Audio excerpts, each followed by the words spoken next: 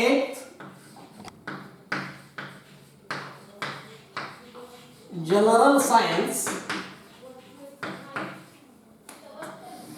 आपला चालू आहे chapter 10 cell and cell organics आणि त्याच्यामधलं लेक्चर क्रमांक आज आहे 3. आता आपल्याला सेल ऑर्गॅनिल्स डिस्कस करायचे आहेत. एक सेल ऑर्गॅनिल्स डिस्कस करायचे आहेत. तर आजचं पहिलं सेल ऑर्गॅनिल आहे न्यूक्लियस. आणि मागच्याच लेक्चरमध्ये सांगितलंय मी न्यूक्लियस हे असं सेल ऑर्गॅनिल आहे की जे आपल्या शाळेमधल्या कंपाऊंड मायक्रोस्कोप खाली दिसतं, बाकीचे सेल ऑर्गॅनिल दिसत नाही. सांगितले काल जाता जाता मी. तर आता काय आहे न्यूक्लियस, डायग्राम दिलेली आहे.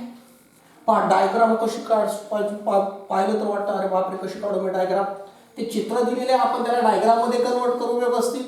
नीट केअरफुली पाहायचं सर कसे डायग्राम काढायला लागले, बरोबर आहे, व्यवस्थित पाहायचं.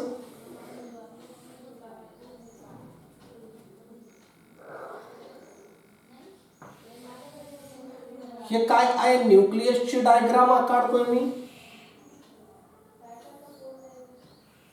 नीट व्यवस्थित पहा.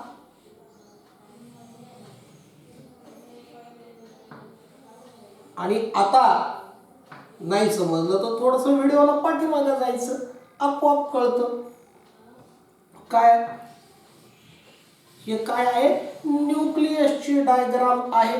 पूर्ण न्यूक्लियस आहे बरं का, सेल नाही. पूर्णचे पूर्ण काय आहे न्यूक्लियस आहे.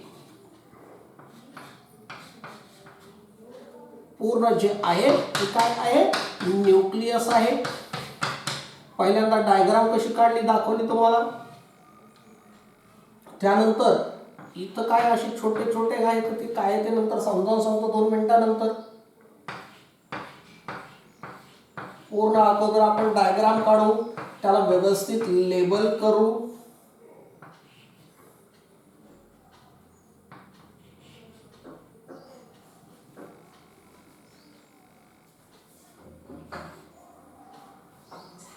पहा हे जे आहे जे न्यूक्लियस आहे. आता याचं काय आहे पहा की हे न्यूक्लियर मेम्ब्रेन आहे.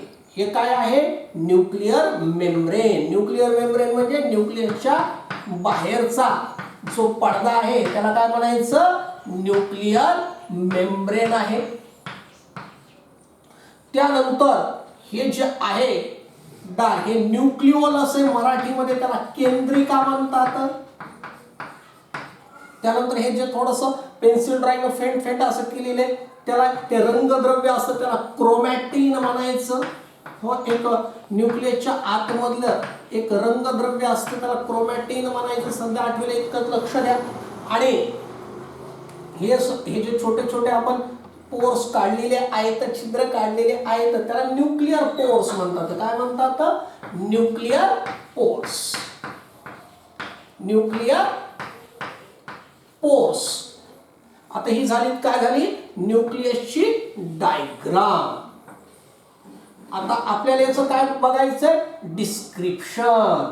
त्याच्याबद्दल माहिती आपल्याला काय करायची आहे पाहायची आहे.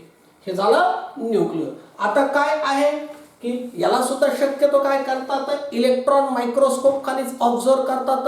कारण आपल्या शाळेतल्या कंपाऊंड मायक्रोस्कोप मध्ये फक्त न्यूक्लियस दिसतं, पण त्याच्या आतमधले स्ट्रक्चर जर का बघायचे असतील तर कंपाऊंड मायक्रोस्कोप लागतो. तर न्यूक्लियस कसं आहे तर सगळ्यात जे आहे न्यूक्लियस जे आहे कसं आहे डबल लेयर्ड मेम्ब्रेन. हे कसं आहे nucleus double layered membrane having pores. हो, double layered membrane having pores म्हणजे याचं जे मेम्ब्रेन असतं ते एकावर एक 2 असतात म्हणून त्याला म्हणायचं डबल लेयर्ड. आणि यांना छोटे छोटे छोटे छोटे असे सूक्ष्म छिद्र असतात त्याला पोर्स म्हणायचं. हे आपल्याला दिसतोय बरं का इलेक्ट्रॉन मायक्रोस्कोप खाली. आणि काय असतं त्याच्यानंतर त्याच्यामध्ये काय असतं, आता हे झालं एक डबल मेम्ब्रेन झालं, पोर झालं. आता त्याच्यामध्ये काय, न्यूक्लियस कंटेन्स राऊंड न्यूक्लिओलस. त्याच्या आतमध्ये काय असतं, न्यूक्लिओलस असतं. It contains round nucleolus. एक केंद्रिका असते आतमध्ये. आता तुम्ही म्हणतात सर हे पोर्स कशासाठी असतात, तर हे पोर्स काय करीत असतात की न्यूक्लियसच्या बाहेरचे मटेरियल आणि न्यूक्लियसच्या आतले मटेरियल यांचं एक्सचेंज करत असतात. हे एक्सचेंज कशासाठी करायचं असतं नेमकं काय ते 10वीला बघायचं आपल्याला. आता याच्यामध्ये काय न्यूक्लिओलस असतं आणि काय असतं की क्रोमॅटिन फायबर्स सुद्धा काय करतात असतात की न्यूक्लियस कंटेन्स क्रोमॅटिन किंवा क्रोमॅटिन फायबर्स सुद्धा म्हटलं तरी चालतं बरं का. क्रोमॅटिन फायबर्स, हे क्रोमॅटिन फायबर्स काय होत असतात, कंडेन्स होत असतात, गुंडाळल्या जाऊन त्यांचे क्रोमोझोम्स तयार होत असतात आणि त्याच्या ऍक्टिव्ह सेगमेंटला क्रोमोझोमच्या जीन्स म्हणतात बरं का. आता फंक्शन्स ऑफ न्यूक्लियस काय आहेत, तर हा पेशीचा बॉस आहे. बॉस सगळ्या सेलचा काय आहे, तो बॉस आहे.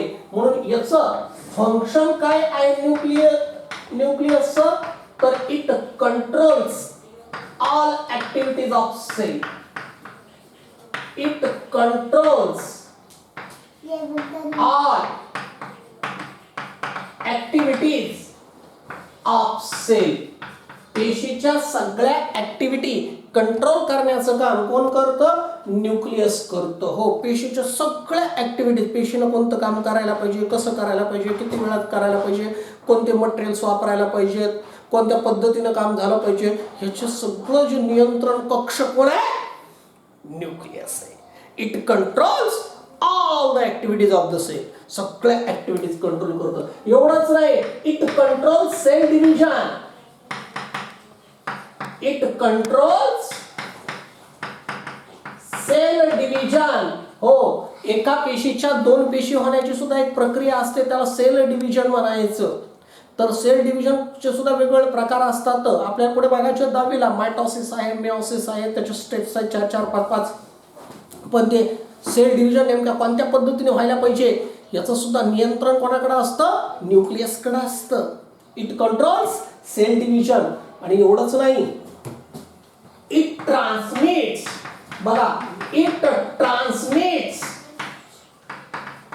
Hereditary characters. Hereditary characters from parents to offspring. Parents to offspring. नीट समजावून घ्या वाक्याचा अर्थ. It transmit. ट्रान्समिट म्हणजे पुढे पाठवणे. काय पुढे पाठवतो, हेरिडिटरी कॅरेक्टर्स म्हणजे अनुवंशिक घटक.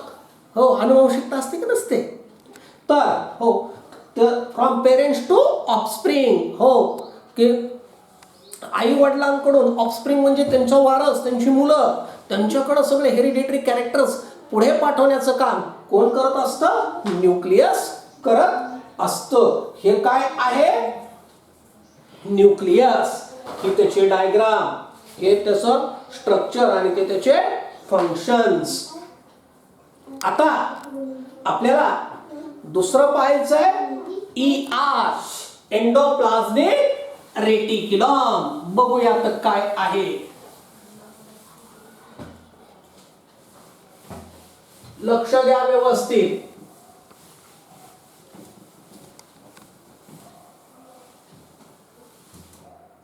दुसरं काय आहे, एंडोप्लाझ्मिक रेटिक्युलम. नीट लक्ष द्या, शब्दाकडे लक्ष द्या बरं का. एंडोप्लाझ्मिक रेटिक्युलम पहा. आणि याला काय म्हणतात शॉर्टकट मध्ये, ER एंडोप्लाझ्मिक रेटिक्युलम. आता बघा शब्दाकडे नीट लक्ष द्या, शब्दाकडे बरं का. एंडोप्लाझ्मिक. एंडो म्हणजे आतमध्ये आणि प्लाझ्मिक म्हणजे सायटोप्लाझम मध्ये आणि रेटिक्युलम म्हणजे जाळी. हो, म्हणजे हे काय आहे? सायटोप्लाझम. पेशीच्या आतमध्ये सायटोप्लाझम आहे. I have already told you की सेल कंटेन्स सायटोप्लाझम. आणि हे काय? ह्या सायटोप्लाझम मध्ये काय असते? जाळी असते, जाळी. त्याला म्हणायचं रेटिक्युलम. आता तुम्हाला थोडक्यात समजून सांगतो. तुम्ही बांधकाम पाहिले असतील ना तुम्ही? हो पाहिले सर, आमचं घर बांधताना आम्ही पाहिले की नाही बांधकाम? मग स्लॅब टाकतात बघा, स्लॅब घरावर. पाहिलं का घरावर स्लॅब टाकलेला? हो पाहिलाय. मग त्या स्लॅब मध्ये काय करतात ते गवंडी काका? अगोदर लाकडं ठोकतात, त्याला आपण सेंटरिंग म्हणतो. असे उभे करतात लाकडं वगैरे, आणि त्याच्यावर काय अंथरतात? गजाची जाळी. हा, असं गजाची जाळीच काय लावली तर नुसतं सिमेंट टाकलं आणि खालून ते लाकड काढलं, पडलं सगळं घर धक्कन खाली. हो, ते स्लॅब टाकताना काय टाकतात? गजाची जाळी. किंवा पिल्लर उभा करतात की नाही? पिल्लर. मग पिल्लर उभा करताना अगोदर आतमध्ये काय टाकतात? गजाची जाळी टाकतात की नाही? नाही तर पिल्लर काय होईल? नाही पडून जाईल. बरोबर आहे ना? मग पण ती गजाची जाळी त्या स्लॅबला, त्या पिल्लरला काय करते? सपोर्ट करते. बघितलं का नाही तुम्ही बांधकाम? बघितलं का नाही? नसल बघितलं तर बघा, बघितलं सगळ्यांनी. मग अगदी तसंच स्ट्रक्चर सेलच्या आतमध्ये असतं. आणि हे सायटोप्लाझम मध्ये अशी जाळी असते. म्हणून एंडो म्हणजे आतमध्ये, प्लाझ्मिक म्हणजे सायटोप्लाझम मध्ये, आणि रेटिक्युलम म्हणजे जाळी. म्हणजे आपण काय म्हणू? त्याच्या आकृती पुस्तकामध्ये काय थोडंसं चित्र दाखवले बरं का? पुस्तकामध्ये चित्र दाखवले. हा, आपण त्याची व्यवस्थित आकृती काढू बरं का? हे पहा, मी आकृती काढतो. पुस्तकात चित्र. हे न्यूक्लियस आहे. हे काय आहे? न्यूक्लियस आहे. आणि हे असं काय असतं? जाळीसारखं एक स्ट्रक्चर असतं संपूर्ण सायटोप्लाझम मध्ये. त्याला म्हणायचं एंडोप्लाझ्मिक रेटिक्युलम. काय आहे? एंडोप्लाझ्मिक. आणि मग आपण काय करू? त्याला जोडूयात. बरोबर आहे. मग जोडलं की काय होतं? असं जाळीसारखं स्ट्रक्चर दिसतं.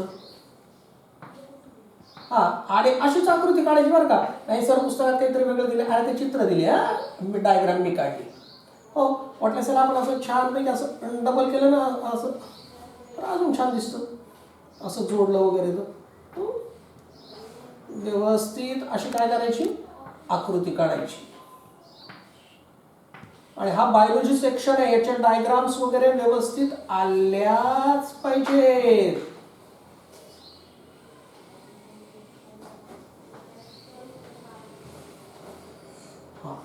हे काय आहे? हे न्यूक्लियस आहे. आणि ही काय आहे? Endoplasmic reticulum. हो, मोठाले शब्द पण घाबरायचं नाही आता. आता हे काय आहे? तर एंडोप्लाझ्मिक रेटिक्युलम काय आहे? It is inter connected tubes. बरोबर आहे. यांचं स्ट्रक्चर काय आहे? या पुस्तकामध्ये फार कॉम्प्लिकेटेड आहे. आपण सिंपल शब्द, सिंपल वाक्य वापरू. याचं स्ट्रक्चर काय आहे? एंडोप्लाझ्मिक रेटिक्युलम काय आहे? तर ER इज इंटरकनेक्टेड. इंटरकनेक्टेड म्हणजे एकमेकाशी जोडलेले. इंटरकनेक्टेड काय आहेत? ट्यूब्स स्प्रेड पसरलेल्या असतात इन सायटोप्लाझम. सायटोप्लाझम मध्ये ह्या इंटरकनेक्टेड मिनिएचर म्हणजे लहान लहान काय आहेत? ट्यूब्स आहेत. आणि दिस ट्यूब, ह्या ट्यूब मध्ये काय असतात? these tubes are filled with fluid. याच्या आतमध्ये काय असतो? द्रव पदार्थ असतो. त्याला काय म्हणायचं? फ्लुइड म्हणायचं. आणि ह्या काय असतात? न्यूक्लियस पासून प्लाझ्मा मेम्ब्रेन पर्यंत असतात बरं का? अगदी मी काय म्हटलं की सायटोप्लाझम मध्ये स्प्रेड असतात. म्हणजे अगदी न्यूक्लियस पासून प्लाझ्मा मेम्ब्रेन म्हणजे संपूर्ण पेशीमध्ये काय असतात? ह्या पसरलेल्या असतात. these tubes they extend from nucleus to plasma membrane. अगदी न्यूक्लियस पासून प्लाझ्मा मेम्ब्रेन पर्यंत काय असतात? पसरलेले असतात. आणि यांचे दोन टाइप्स आहेत बरं का? हो, कोणते दोन टाइप्स आहेत? तर पहिला टाइप आहे रफ एंडोप्लाझ्मिक रेटिक्युलम आणि दुसरा टाइप आहे स्मूथ एंडोप्लाझ्मिक रेटिक्युलम. एक रफ एंडोप्लाझमिक रेटिक्युलम आणि स्मूथ एंडोप्लाझमिक रेटिक्युलम त्याचे फंक्शन्स आपण नेक्स्ट लेक्चरमध्ये पाहू. थँक्यू.